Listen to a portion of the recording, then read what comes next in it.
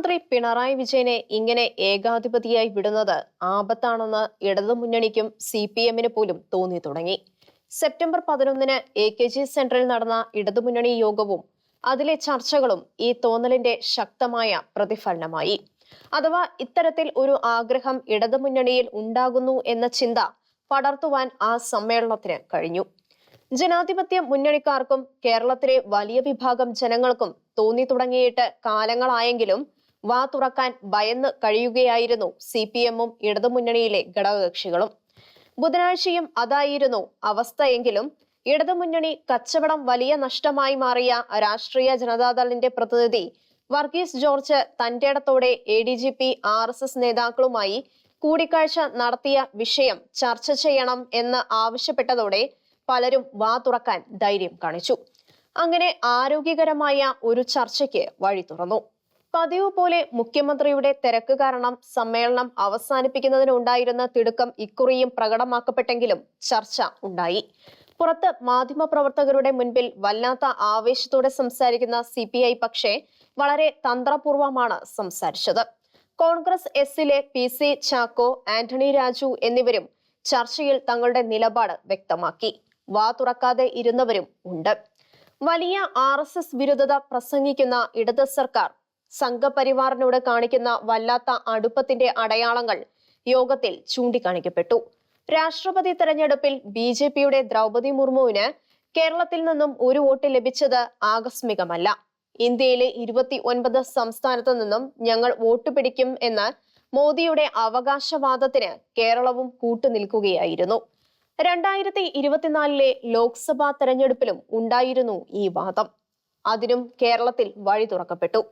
ഉന്നത തലത്തിലുള്ള രഹസ്യധാരണകൾ അതിനു പിന്നിലുണ്ടെന്ന സംശയം ഇടതുമുന്നണിയിലെ ഘടകകക്ഷികളിൽ തന്നെ ഉണ്ട്. വോട്ടെടുപ്പ് ദിവസം രാവിലെ ഇടതുമുന്നണിയുടെ അന്നത്തെ കൺവീനർ താൻ BJP നേതാവ് ജാവേദ്കറുമായി ചർച്ച നടത്തിയ കാര്യം പത്രക്കാരെ അറിയിച്ചതും പോലീസ് തൃശൂരിലെ പൂരം കലക്കിയതും എല്ലാം കൂട്ടിച്ചേർത്ത് വായിക്കപ്പെട്ടു. മുഖ്യമന്ത്രിയുമായി ഏറെ ബന്ധപ്പെട്ട സ്വർണ്ണക്കള്ളക്കടത്ത് കേസിന്റെ അന്വേഷണം എങ്ങും എത്താത്തതും ലാവ്ലിൻ കേസ് സുപ്രീം കോടതിയിൽ 10 വർഷത്തോളമായി നീട്ടിവെക്കപ്പെടുന്നതും എല്ലാം എല്ലാവർക്കും മനസ്സിലാകുന്ന അടയാളങ്ങളാണ്. പിണറായി വിജയന്റെ ഏറ്റവും വിശ്വസ്തനായിരുന്ന DGP ലോക്നാഥ് ബെഹ്റയ്ക്ക് BJP നേതൃത്വവുമായി പ്രധാനമന്ത്രി മോദിയുമായി നേരിട്ടുണ്ടായിരുന്ന ബന്ധം അക്കാലത്ത് കേരള പോലീസിലെ ഉദ്യോഗസ്ഥരുടെ ഇടയിലെങ്കിലും പാട്ടായിരുന്നു. പ്രധാനമന്ത്രിക്ക് ഓണസമ്മാനവും മറ്റും അയക്കാൻ മാത്രം അടുപ്പം ഉണ്ടായിരുന്ന ഉദ്യോഗസ്ഥനാണത്രേ ബെഹ്റ എന്നാണ് സഹപ്രവർത്തകർ പറയുന്നത്. മുഖ്യമന്ത്രിയും പ്രധാനമന്ത്രിയുമായുള്ള പാലമായി അദ്ദേഹം പ്രവർത്തിച്ചിരുന്നു എന്നെല്ലാമാണ് കഥകൾ. ഏതായാലും ബെഹ്റയെ നിയമിക്കുവാൻ പിണറായി സെൻകുമാറിനെ പോലെ ഒരു ഉദ്യോഗസ്ഥനെ പീഡിപ്പിച്ചത് സമാനതകളില്ലാതെയാണ്. ഭരതന് രാജ്യം കൊടുത്താൽ പോരാ, രാമനെ വനത്തിൽ അയക്കണം എന്ന കൈകേയിയുടെ മനസ്സുപോലും കാണിക്കപ്പെട്ടു. റിട്ടയർമെന്റിന് ശേഷം സെൻകുമാറിന് ലഭിക്കാനിരുന്ന കേന്ദ്ര നിയമനം വളരെ ദുഷ്ടബുദ്ധിയോടെ തകർക്കുകയും ചെയ്തു. ബെഹ്റ ഇപ്പോഴും വലിയ പദവിയിൽ തന്നെ ഇരിക്കുന്നു. കേരളത്തിൽ പ്രവർത്തിക്കുന്ന മുസ്ലിം തീവ്രവാദ സ്ലീപ്പിംഗ് സെല്ലുകളെ കുറിച്ച് അദ്ദേഹം നടത്തിയ വെളിപ്പെടുത്തൽ സത്യമാണെങ്കിലും അതിന് കാരണമായത് അദ്ദേഹത്തിന്റെ സംഘപരിവാർ സ്നേഹമാണെന്ന് വ്യാഖ്യാനിക്കപ്പെടുന്നുണ്ട്. 2021-ലെ നിയമസഭാ തെരഞ്ഞെടുപ്പ് കാലത്ത് നടന്ന പണം തട്ടിപ്പ് കേസും CK ജാനുവിന് 10 ലക്ഷം രൂപ കൊടുത്ത കേസും എല്ലാം ഒതുങ്ങിയതടക്കം സംഘപരിവാറുകാർക്കായി കേരളം ചെയ്തു കൊടുക്കുന്ന സഹായങ്ങളുടെ കഥകളും നിരവധിയാണ്. ഇങ്ങനെ പോയാൽ ഇടതുമുന്നണിയുടെ വിശ്വാസ്യത കൂടുതൽ അപകടത്തിലാവും എന്ന് CPM-ലെ തന്നെ നേതാക്കൾക്കു വരെ ബോധ്യമായിരിക്കുന്നു എന്നതാണ് സമകാലീന സംഭവ വികാസങ്ങൾ നൽകുന്ന കൃത്യമായ സൂചന. എപ്പോഴും ഒരു കുഞ്ഞിരാമന്റെ കഥയുമായി വന്നാൽ ജനം പരിഹസിക്കും എന്നും തിരിച്ചറിയുന്നു. പൂച്ചയ്ക്ക് മണി കെട്ടണം എന്ന് അവർക്കും ചിന്തയായി. പക്ഷേ ആര്, എങ്ങനെ എന്ന ചോദ്യത്തിനു മുന്നിൽ പകച്ചു നിൽക്കുകയാണ് പാർട്ടിയും ഘടകകക്ഷികളും. മുഖ്യമന്ത്രിക്ക് പദവി ഉണ്ടാക്കി കൊടുത്തത് പാർട്ടിയാണ്, അദ്ദേഹം വീട്ടിൽ നിന്നും കൊണ്ടുവന്നതല്ല എന്ന അൻവറിന്റെ ആവേശം MV ഗോവിന്ദന്റെ വാക്കുകളിൽ ഇല്ലെങ്കിലും DGP RSS നേതാക്കളെ കണ്ടതിന് സർക്കാർ ഉത്തരം പറയണം എന്ന് അദ്ദേഹം ആവശ്യപ്പെട്ടത് ചെറിയ കാര്യമല്ല. ഇടതുമുന്നണി യോഗത്തിൽ അജിത് കുമാറിനെതിരെ ഉയർന്ന കലാപസ്വരത്തെ പിണറായി കർക്കശമായി തന്നെ നേരിട്ടു. താൻ അറിയാത്ത കാര്യമല്ല അതെന്ന് മുഖ്യമന്ത്രി പറഞ്ഞില്ലെങ്കിലും മുഖ്യമന്ത്രി അറിഞ്ഞു നടന്ന ചർച്ചകളാണ് അതെന്ന് വ്യക്തമായി. ADGP അജിത് കുമാർ RSS നേതാക്കളെ കണ്ട വിവരം ഇന്റലിജൻസ് വിഭാഗം മേധാവി T വിനോദ് കുമാർ മുഖ്യമന്ത്രിയുടെ ഓഫീസിൽ വളരെ നേരത്തെ അറിയിച്ചതാണെന്ന് എല്ലാവരും അറിഞ്ഞു. ഇക്കാര്യം കൂടി അജിത് കുമാറിനെതിരെ അന്വേഷണം നടത്തുന്ന DGP അന്വേഷിക്കും എന്നും അന്വേഷണത്തിൽ കുറ്റക്കാരെന്ന് കണ്ടാൽ നടപടി എടുക്കുമെന്നും മുഖ്യമന്ത്രി വ്യക്തമാക്കി. അജിത് കുമാർ RSS നേതാക്കളുമായി നടത്തിയ ചർച്ചയിൽ DGP എന്ത് അന്വേഷിച്ച് കണ്ടുപിടിക്കാനാണ് എന്ന് ആർക്കും അറിയില്ല. മുഖ്യമന്ത്രി നൽകുന്ന ധാർമ്മിക പിന്തുണയുടെ ഫലത്തിൽ അജിത് കുമാർ ക്രമസമാധാനത്തിന്റെ ചുമതലയുള്ള ADGP ആയി തുടരുകയാണ്. സെപ്റ്റംബർ 14 മുതൽ 4 ദിവസത്തേക്ക് അദ്ദേഹം നേരത്തെ ചോദിച്ചിരുന്ന അവധി പോലും റദ്ദാക്കിയാണ് പദവിയിൽ പിടിച്ചിരിക്കുന്നത്. എങ്കിലും അദ്ദേഹത്തിനെതിരെ നടപടികൾ വന്നേക്കും എന്ന പ്രതീക്ഷ ഇടതുമുന്നണിക്കുണ്ട്.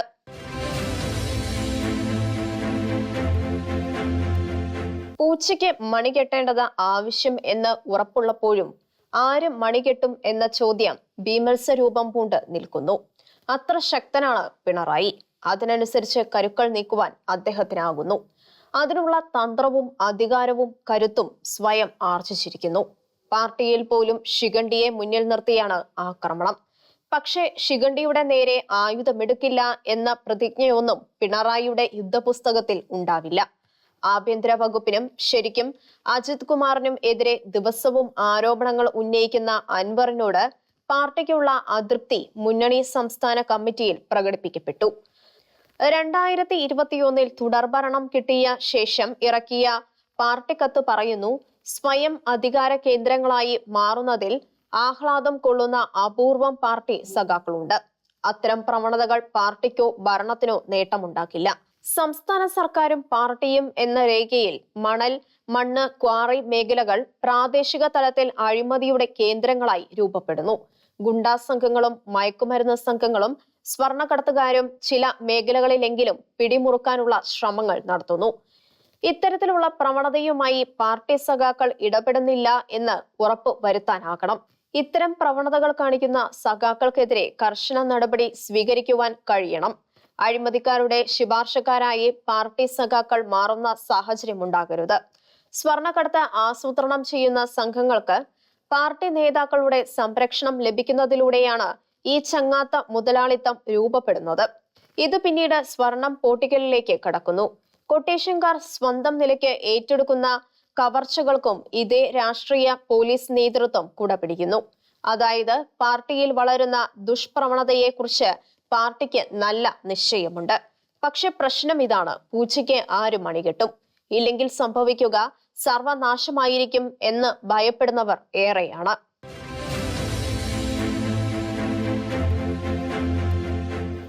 ഇന്നത്തെ രാഷ്ട്രീയ സാഹചര്യത്തിൽ മുഖ്യമന്ത്രിക്ക് മണികെട്ടാനാവുന്ന ഏറ്റവും ശക്തമായ സംവിധാനം കേന്ദ്ര സർക്കാരാണ്.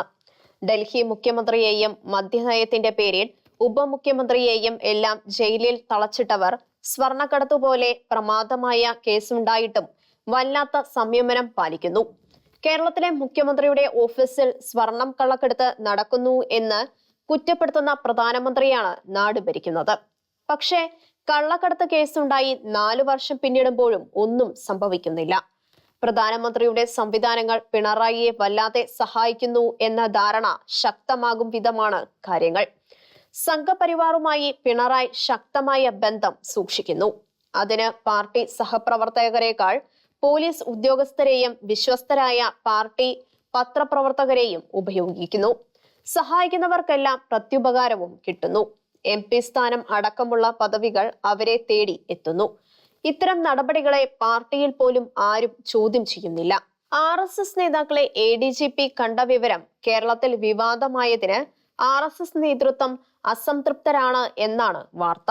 ഇടതുമുന്നണിയുടെ കൺവീനറായിരുന്ന EP ജയരാജൻ ജാവേദ്കറുമായി ചർച്ച നടത്തിയതിന് അദ്ദേഹത്തെ കൺവീനർ സ്ഥാനത്ത് നിന്നും നീക്കിയ പാർട്ടി പക്ഷേ RSS ജനറൽ സെക്രട്ടറി ദത്തേന്ദ്ര ഹോസബോളെയും റാം മാധവിനെയും എല്ലാം സന്ദർശിച്ച് ചർച്ച നടത്തിയ ADGP അജിത് കുമാറിനെതിരെ നടപടി എടുക്കുവാൻ നല്ല നേരം നോക്കുന്നു. പണ്ട് സെൻകുമാറിന്റെ BJP ബന്ധത്തെക്കുറിച്ച് വളരെ നിഷേധാത്മകമായി സംസാരിച്ച പിണറായി അജിത് കുമാറിന്റെ സന്ദർശനങ്ങളെക്കുറിച്ച് പരസ്യമായി വാ തുറക്കുന്നില്ല. DGP അന്വേഷിക്കട്ടെ എന്നാണ് പറയുന്നത്. വൈകിച്ച് ആരോപണം തന്നെ മറപ്പിക്കുവാൻ സാധിക്കുമോ എന്നാവുമോ മുഖ്യമന്ത്രി നോക്കുന്നത് എന്ന് സംശയിക്കണം.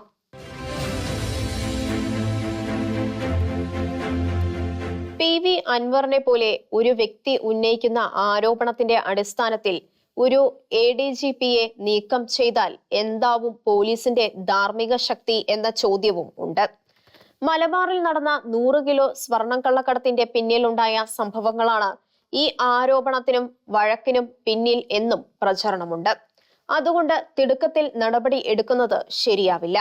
പക്ഷെ ജയരാജൻ നടത്തിയ ചർച്ചയെക്കുറിച്ച് വാർത്ത വന്നപ്പോഴേ പ്രതികരിച്ച മുഖ്യമന്ത്രിയുടെ ശിവന്റെ ഉപമ എന്തേ അജിത് കുമാറിന്റെ കാര്യത്തിൽ ഉണ്ടാകുന്നില്ല എന്നതാണ് ആശയക്കുഴപ്പത്തിലാക്കുന്ന ചോദ്യം. തനിക്കെതിരെ വരുന്ന RSS പ്രീണന സമീപനത്തെ നേരിടുവാൻ ഇപ്പോഴും തലശ്ശേരി കലാപവും കുഞ്ഞിരാമനും ഒക്കെയാണ് മുഖ്യമന്ത്രിക്ക് സഹായികളായുള്ളത്. കുഞ്ഞിരാമൻ സംഭവത്തിന്റെ കള്ളി അന്തരിച്ച PT തോമസ് നിയമസഭയിൽ തന്നെ വെളിച്ചത്താക്കിയതാണ്. കുഞ്ഞിരാമൻ മരിച്ചത് തലശ്ശേരിയിലല്ല, കൂത്തുപറമ്പിലാണ്.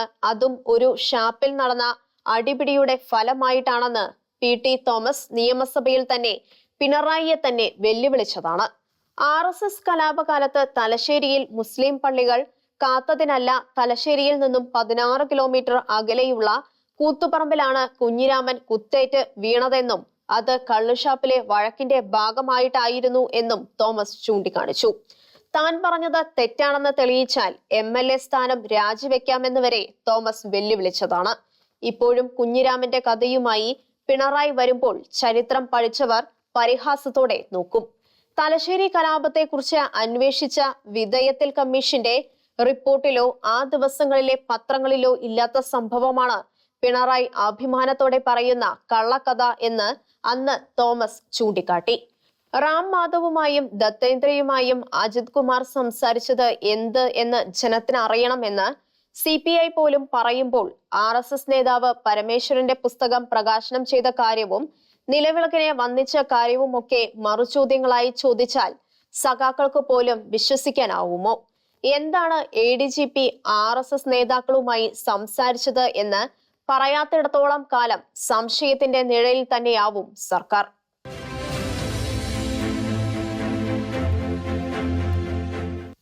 CPMന്റെ മുഖ്യമന്ത്രിമാരെ സാകൂതം വീക്ഷിക്കുകയും അപഭ്രംശങ്ങളിൽ കർക്കശമായി ഇടപെടുകയും ചെയ്തിരുന്ന സംവിധാനമാണ് അവരുടെ പോളിറ്റ് ബ്യൂറോ. 1996 ബംഗാൾ മുഖ്യമന്ത്രി ജ്യോതി ബാസു ഇന്ത്യൻ പ്രധാനമന്ത്രി പദത്തിന് അടുത്തെത്തിയതാണ്. പാർട്ടിയുടെ ദേശീയ സെക്രട്ടറി ഹർകിഷൻ സിംഗ് സുർജിത്തും ആ പക്ഷക്കാരനായിരുന്നു. പക്ഷേ കേന്ദ്ര കമ്മിറ്റിയും പോളിറ്റ് ബ്യൂറോയും സമ്മതിച്ചില്ല. അന്ന് ലോക്സഭയിൽ CPMന് 32 അംഗങ്ങളുണ്ടായിരുന്നു. ദേവഗൌഡയും മുലയം സിംഗും ലാലു പ്രസാദും ചന്ദ്രബാബു നായിഡുവും എല്ലാം ഒരു മനസ്സോടെ ആവശ്യപ്പെട്ടിട്ടും CPM സമ്മതിച്ചില്ല. തീരുമാനം അറിയിക്കുവാൻ ഹർകിഷൻ സിംഗ് സുർജിത്തും സീതാറാം യെച്ചൂരിയുമാണ് കർണാടക ഭവനിൽ പോയത്.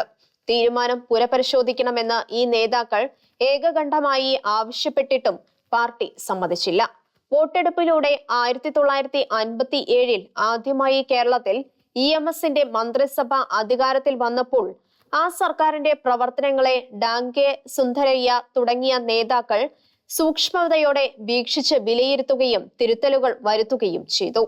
മുഖ്യമന്ത്രിയായിരുന്ന VSും സംസ്ഥാന സെക്രട്ടറിയും തമ്മിലുള്ള വഴക്ക് പ്രകടമായിരുന്നു. തീരുമാനങ്ങൾ എല്ലാം തന്നെ AKG സെന്ററിലാണ് എടുത്തിരുന്നത്. മുഖ്യമന്ത്രിക്ക് പലപ്പോഴും പല തീരുമാനവും പറ്റില്ല എന്ന് പറയാനുള്ള അവകാശമാണ് ഉണ്ടായിരുന്നത്. അദ്ദേഹത്തിന്റെ സ്റ്റാഫിൽ നിന്നും എത്ര പേരെയാണ് സംസ്ഥാന സെക്രട്ടറി മാറ്റിയത്? IT ഉപദേഷ്ടാവ് Joseph Mathew, additional secretary AM Shajahan, press secretary Balakrishnan, PA Suresh തുടങ്ങിയവരെ എല്ലാം മാറ്റിയത് പാർട്ടി. എല്ലാ നിയമനങ്ങളും നടത്തിയിരുന്നതും പാർട്ടി. അന്ന് VSനെ പോളിറ്റ് ബ്യൂറോയിൽ നിന്നും സസ്പെൻഡ് ചെയ്യുവാൻ വരെ പാർട്ടി തന്റെ ഇടം കാണിച്ചു. ഇന്ന് ഇത്തരത്തിലുള്ള എന്തെങ്കിലും അധികാരം പോളിറ്റ് ബ്യൂറോയ്ക്കോ സംസ്ഥാന കമ്മിറ്റിക്കോ ഉണ്ടോ? ഒരു പ്രമുഖ ഇടതുപക്ഷ നേതാവ് പരിഹസിച്ചതുപോലെ CPM ചുവന്ന കേരള കോൺഗ്രസ് ആയി. പിണറായിയെ ചോദ്യം ചെയ്യാൻ യെച്ചൂരിക്കോ കാരാട്ടിനോ ഒന്നും ധൈര്യം ഉള്ളതായി ആരും കരുതുന്നില്ല.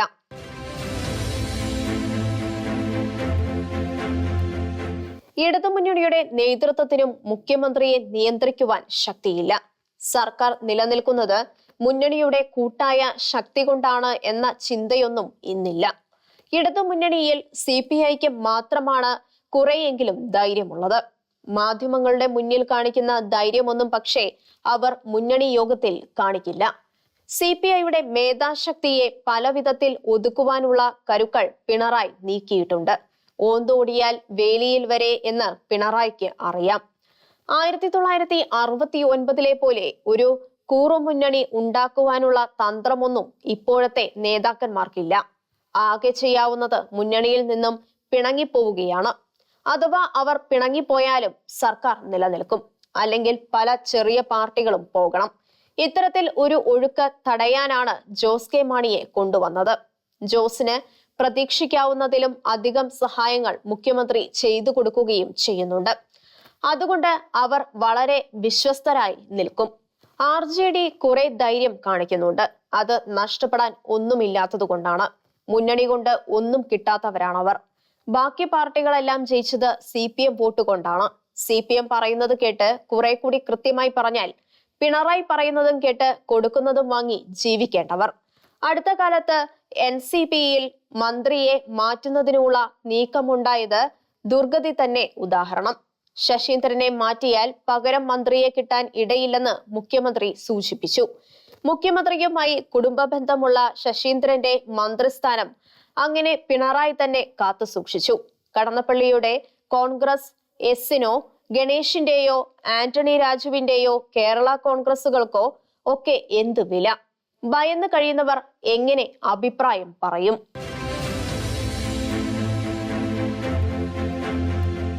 ഇനി അഥവാ പിണറായി മാറുന്നു എന്ന് കരുതുക. സർക്കാരിന്റെ നായകനാകുവാൻ ആർക്കാണ് പ്രാപ്തിയുള്ളത്? അണികൾക്കിടയിൽ വേരോട്ടമുള്ള നേതാവ് ആരുണ്ട്? കോടിയേരിയുടെ മരണവും EP-യുടെ പതനവും അത്ര ശൂന്യതയാണ് അവർക്കുണ്ടാക്കുന്നത്. ജനങ്ങളുമായി ബന്ധമുള്ള CPM-ലെ 2 നേതാക്കളായിരുന്നു അവർ. വിദ്യാർത്ഥി യുവജന സംഘടനകളിൽ പ്രവർത്തിച്ച് എല്ലാ പാർട്ടിക്കാരുമായും നല്ല ബന്ധവും സൗഹൃദവും ഉണ്ടാക്കിയവർ. ഇല്ലാതായതിന്റെ കുറവ് പിണറായിയെ ഫലത്തിൽ സഹായിക്കുന്നു. പഴയ തലമുറയെയും പുതിയ തലമുറയെയും യോജിപ്പിച്ച് കൊണ്ടുപോകുവാൻ സാധിക്കുന്നവർ ഇല്ല. തെക്കൻ നേതാക്കളെ വല്ലാതെ അകറ്റി നിർത്തുകയാണ്. പോളിറ്റ് ബ്യൂറോയിലുള്ള ബേബി പോലും ഇവിടെ അത്ര ശക്തനല്ല. തോമസ് ഐസക്കും ഒന്നും നല്ല പദവികളിലേക്ക് പരിഗണിക്കപ്പെടുന്നില്ല. അവസാനം EP മാറിയപ്പോഴും വടക്കു നിന്ന് തന്നെയാണ് നേതാവ് വന്നത്. തോമസ് ഐസകിനെ പോലും കൺവീനർ സ്ഥാനത്തേക്ക് പരിഗണിച്ചില്ല. പാർട്ടിയിലെ ജനപിന്തുണയുള്ള നേതാക്കളെ ഒതുക്കിയതും അതിന്റെ ആവശ്യമില്ലാത്തവരുടെ തിളക്കം കെടുത്തിയതും പിണറായി സ്വന്തം ഇഷ്ടം നടത്തുന്നു. പത്തനംതിട്ടയിൽ തോമസ് ഐസകിനെ ലോക്സഭാ സ്ഥാനാർത്ഥിയാക്കിയ ശേഷം മുസ്ലിം വോട്ടുകൾ അദ്ദേഹത്തിന് കിട്ടാത്ത വിധത്തിൽ പ്രസ്താവനകൾ നടത്തിയില്ലേ പിണറായി? EP ജയരാജനെ കൺവീനർ സ്ഥാനത്ത് നിന്നും മാറ്റിയത് RSS നേതാക്കളുമായി നടത്തിയ ചർച്ച കാരണമല്ല, സംഘടനാപരമായ കാരണങ്ങൾ കൊണ്ടാണ് എന്ന് പറയുന്നെങ്കിലും EP-യെ ഒതുക്കാൻ തന്നെയാണ് കളികൾ. കുറെ കാലമായി അതിനുള്ള കളികൾ നടന്നതായി വായിച്ചെടുക്കാനാവും. കേരളത്തിൽ നടക്കുന്നത് തിരുത്തലോ ചിലരെ ഉന്നം വെച്ചുള്ള വെട്ടിനിരുത്തലോ എന്ന് കേരളത്തിലെ കേന്ദ്ര കമ്മിറ്റി അംഗങ്ങൾക്ക് തന്നെ സംശയമായി. കേന്ദ്ര കമ്മിറ്റി ആവശ്യപ്പെട്ടതനുസരിച്ച് നടത്തുന്ന തിരുത്തൽ പ്രവർത്തനങ്ങളെക്കുറിച്ച് സംസ്ഥാനത്ത് നിന്നുള്ള കേന്ദ്ര കമ്മിറ്റി അംഗങ്ങൾ കേന്ദ്ര കമ്മിറ്റിയിൽ ഇത്തരം ചോദ്യങ്ങൾ സമർപ്പിച്ചിട്ടുള്ളതായി അറിയുന്നു. 2021 കേരളത്തിൽ മാത്രം ചില തെരഞ്ഞെടുപ്പ് മാനദണ്ഡങ്ങൾ നടപ്പാക്കി. സെക്രട്ടേറിയറ്റിൽ പോലും ആലോചിക്കാതെ ചില ഉന്നതർ മാത്രം ചേർന്ന് എടുത്ത തീരുമാനമാണത്. 2 ടൈം ജയിച്ചവർക്ക് സീറ്റ് കൊടുക്കേണ്ട എന്നായിരുന്നു ഒന്ന്. 2 ടൈം മത്സരിച്ചവർക്ക് എന്നല്ല, ജയിച്ചവർക്ക് എന്നാണ് തീരുമാനം. തോറ്റാൽ വീണ്ടും മത്സരിക്കാം. തീരുമാനം രഹസ്യമാക്കി വെച്ചതുകൊണ്ട് ജില്ലാ കമ്മിറ്റികൾ അയച്ച ലിസ്റ്റുകളിൽ മുതിർന്ന നേതാക്കളുടെ പേര് ഉണ്ടായിരുന്നു. അവ തിരിച്ചയച്ചു. ഈ തീരുമാനം മൂലം സാക്ഷാൽ EP, തോമസ് ഐസക്, AK ബാലൻ തുടങ്ങിയവർക്ക് മത്സരിക്കാനാവാതെ വന്നു. 1-ാം പിണറായി മന്ത്രിസഭയിൽ ഉണ്ടായിരുന്ന ആർക്കും 2-ാം പിണറായി മന്ത്രിസഭയിൽ അംഗത്വം കൊടുക്കേണ്ടെന്ന് തീരുമാനിച്ചു. അങ്ങനെ KK ശൈലജയെ വെട്ടി. ചില വ്യക്തികളെ വെട്ടി ഒതുക്കുന്നതായിരുന്നില്ലേ ഓരോ മാനദണ്ഡം സ്വീകരിച്ചത് എന്ന സന്ദേഹം ഇപ്പോൾ കൂടുതൽ ശക്തമാവുകയാണ്. ലോക്സഭയിലേക്ക് മത്സരിച്ചവർക്ക് സീറ്റ് കൊടുക്കേണ്ട എന്ന നയം പക്ഷേ ചിലർക്ക് ഇളവ് കിട്ടി. പത്തനംതിട്ടയിലെ വീണ ജോർജിനും കോട്ടയത്തെ VN വാസവനും അവരെ മന്ത്രിമാരും ആക്കി. അപ്പോൾ പിണറായിയുടെ പ്രിയം മാത്രമായി വിഷയം. 2019 ലോക്സഭാ തെരഞ്ഞെടുപ്പിൽ 2 ജില്ലാ സെക്രട്ടറിമാർ മത്സരിച്ചു. കോട്ടയത്തെ VN വാസവനും കണ്ണൂരിലെ P ജയരാജനും. തെരഞ്ഞെടുപ്പ് കഴിഞ്ഞപ്പോൾ വാസവൻ വീണ്ടും സെക്രട്ടറിയായി, ജയരാജൻ ഔട്ടും. അവിടെ MV ഗോവിന്ദൻ ജില്ലാ സെക്രട്ടറിയായി. മറ്റ് പദവികളുള്ളവർക്ക് പാർട്ടി പദവി വേണ്ട എന്നാണ് നിയമം. എന്നാൽ MLA-മാരായ V ജോയ് തിരുവനന്തപുരം ജില്ലാ സെക്രട്ടറി, MV ഗോവിന്ദൻ സംസ്ഥാന സെക്രട്ടറിയായും പ്രവർത്തിക്കുന്നു. MLA ആയിരുന്ന KK ശൈലജയെ വടകര സ്ഥാനാർത്ഥിയാക്കി. ഈ സന്ദേഹങ്ങളെല്ലാം കേന്ദ്ര നേതൃത്വത്തിൽ സമർപ്പിക്കപ്പെട്ടിട്ടുണ്ട്. പിണറായി VS വഴക്കിന്റെ കാലത്ത് കേരളത്തിലെ പാർട്ടിയുടെ ന്യായ വ്യതിയാനങ്ങളെക്കുറിച്ച് കേന്ദ്ര നേതൃത്വത്തിന് VS ഇത്തരം കത്തുകൾ അയച്ചിരുന്നു. അവ ഒന്നും ചർച്ച ചെയ്യപ്പെടാതെ പോവുകയാണുണ്ടായത്. ചില നേതാക്കളുടെ സാമ്പത്തിക താൽപര്യങ്ങളും അധിക കേന്ദ്രീകരണവുമാണ് കേരളത്തിലെ CPM-ൽ നടക്കുന്നത് എന്നാണ് വിമർശനം. RSS ബന്ധം, സ്വർണം പൊട്ടിക്കൽ എല്ലാം ചെമ്പ് തെളിയുന്ന സംഭവങ്ങളാണെന്ന് CPM-ൽ തന്നെ ശക്തമായ വികാരമുണ്ട്. പോളിറ്റ് ബ്യൂറോ അംഗം A വിജയരാഘവൻ കണ്ണൂരിൽ നടത്തിയ EP നിന്ന വലിയ വികാരം ഉണ്ടാക്കുന്നുണ്ട്. കണ്ണൂരിൽ ചടയൻ അനുസ്മരണത്തിനെത്തിയ വിജയരാഘവൻ ചില ആളുകളെ കുറിച്ചാണ് പറഞ്ഞത്. അവർക്ക് തെറ്റായ ധാരണയുണ്ടത്രേ. ഞാൻ പാർട്ടിക്ക് വേണ്ടി കുറെ ചെയ്തു, പാർട്ടി ഒന്നും തിരിച്ചു ചെയ്തില്ല. അങ്ങനെ കരുതുന്ന ചിലരെങ്കിലും നമ്മുടെ കൂട്ടത്തിലുണ്ട്. ചടയൻ അത്തരം ചിന്തകൾ ഇല്ലാത്ത ഒരു പാർട്ടി വിരുദ്ധ പ്രവർത്തനത്തിലും ഏർപ്പെടാത്ത ആളായിരുന്നു, വിജയരാഘവൻ പറഞ്ഞു. ഭാര്യ സംസ്ഥാനത്തെ മന്ത്രിയും ഭർത്താവ് പോളിറ്റ് ബ്യൂറോ അംഗവും രാജ്യസഭാംഗവുമായ കുടുംബത്തിനോ വ്യക്തിക്കോ അങ്ങനെ പറയാനാവില്ലല്ലോ. അതുകൊണ്ട് അത് വിജയരാഘവനെ കുറിച്ചല്ലെന്ന് തീർച്ചയല്ലേ? ഒരു സഖാവ് ദ്വയാർത്ഥത്തോടെ ചോദിച്ചു.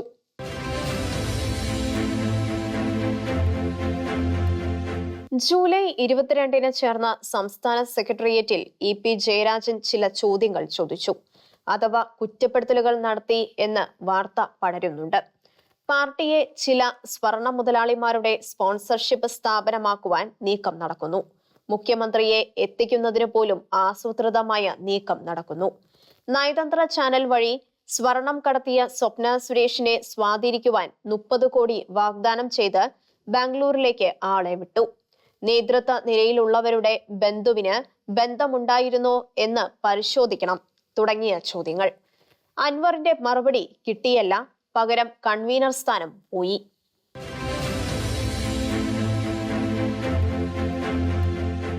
പാർട്ടി നേതൃത്വത്തിൽ നിന്നും 75 കഴിഞ്ഞവർ മാറണം എന്ന വ്യവസ്ഥ CPM-ന് വലിയ തലവേദനയാണ് ഉണ്ടാക്കുന്നത്. 2022 സംസ്ഥാന സമ്മേളനത്തിൽ 75 കഴിഞ്ഞ 12 സംസ്ഥാന കമ്മിറ്റി അംഗങ്ങൾക്ക് പ്രായം കഴിഞ്ഞും തുടരാൻ അനുമതി കൊടുത്തു. 2025 സംസ്ഥാന സമ്മേളനത്തിൽ ഇത്തരം ഒരു തീരുമാനം ഉണ്ടാകുമോ എന്ന് കണ്ടറിയണം. 2022 G സുധാകരനെ പോലെ MA ബേബി വിരമിക്കൽ പ്രഖ്യാപിച്ചിട്ടുണ്ട്. AK ബാലൻ, TP രാമകൃഷ്ണൻ, EP ജയരാജൻ തുടങ്ങിയവർ പോലും കഷ്ടിച്ചാവും രക്ഷപ്പെടുക. MA ബേബി, ഇളമരം കരീം, ശിവൻകുട്ടി, തോമസ് ഐസക്, ശർമ്മ എന്നിവരെല്ലാം 3 വർഷത്തിനകം 75 കഴിയുന്നവരാണ്.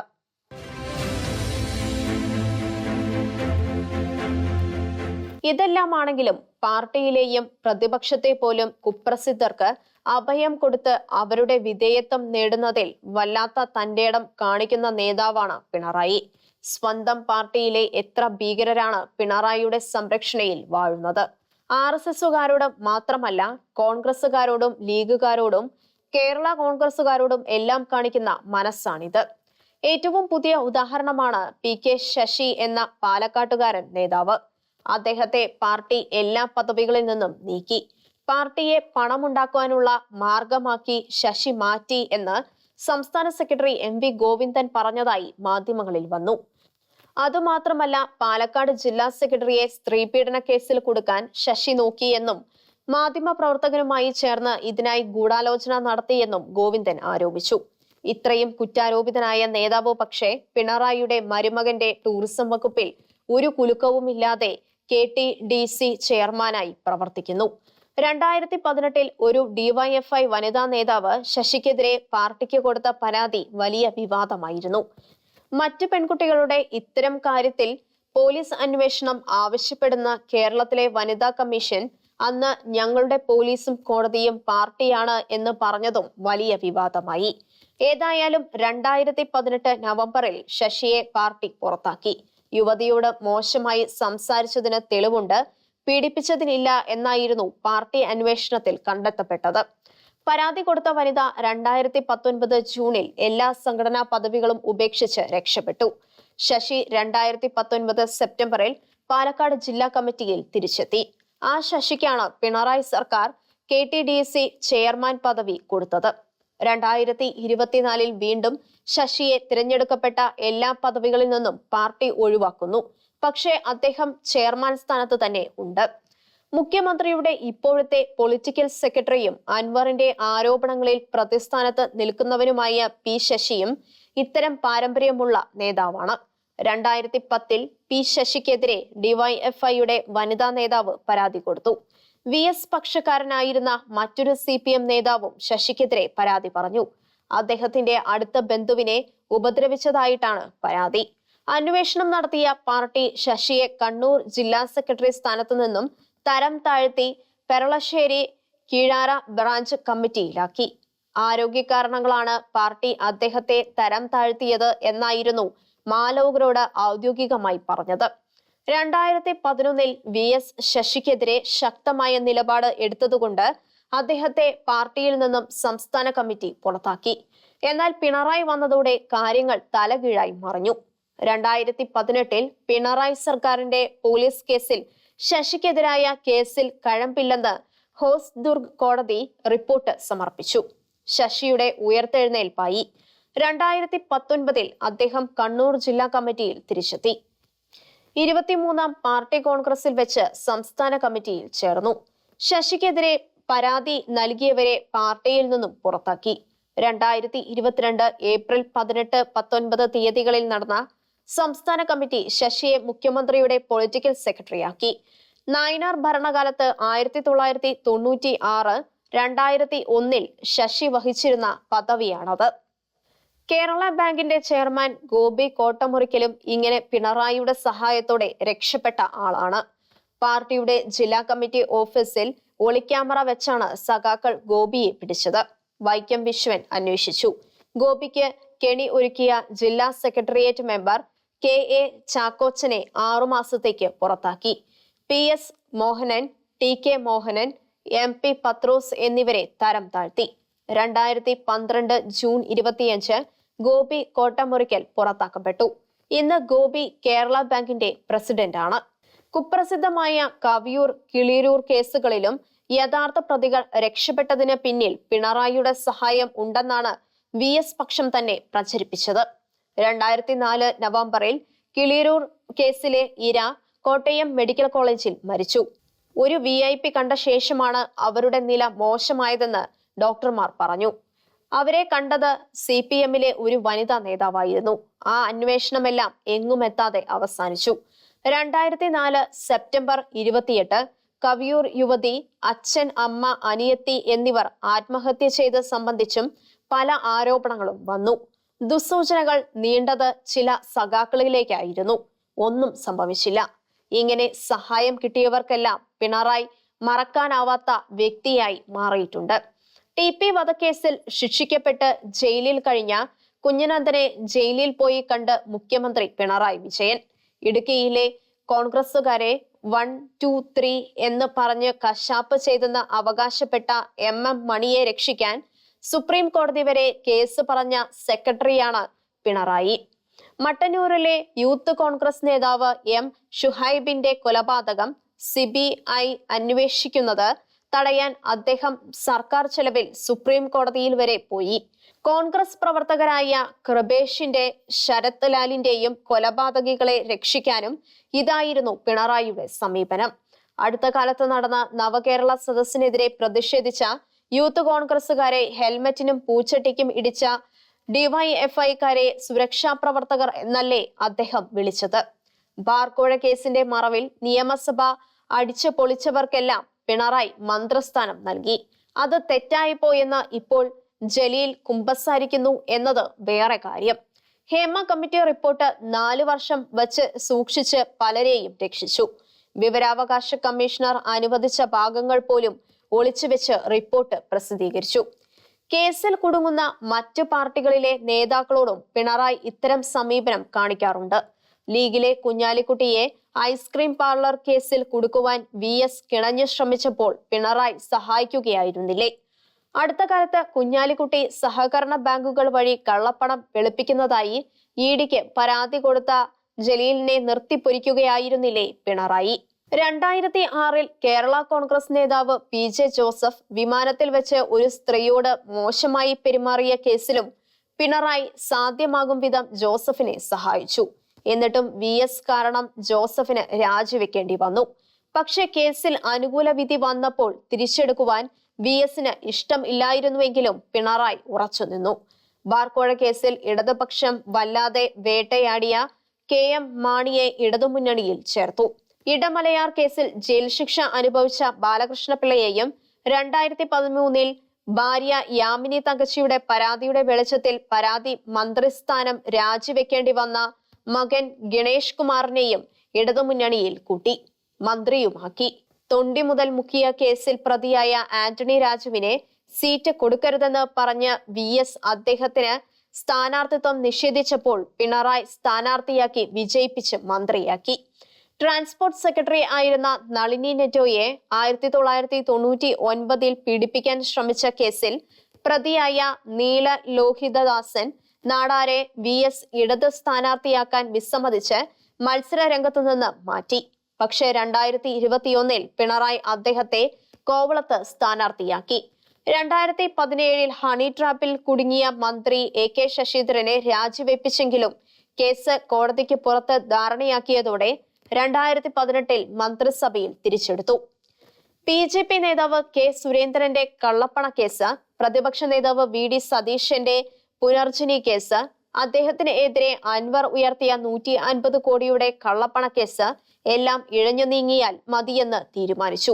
ഹേമ കമ്മിറ്റി റിപ്പോർട്ടിനെ തുടർന്ന് CPM MLA മുകേഷിനെതിരെ പരാതി നൽകിയ നടിയെ പോലീസ് പീഡിപ്പിക്കുന്നതായി അവർ പരാതിപ്പെടുന്നതും ചേർത്ത് വായിക്കണം.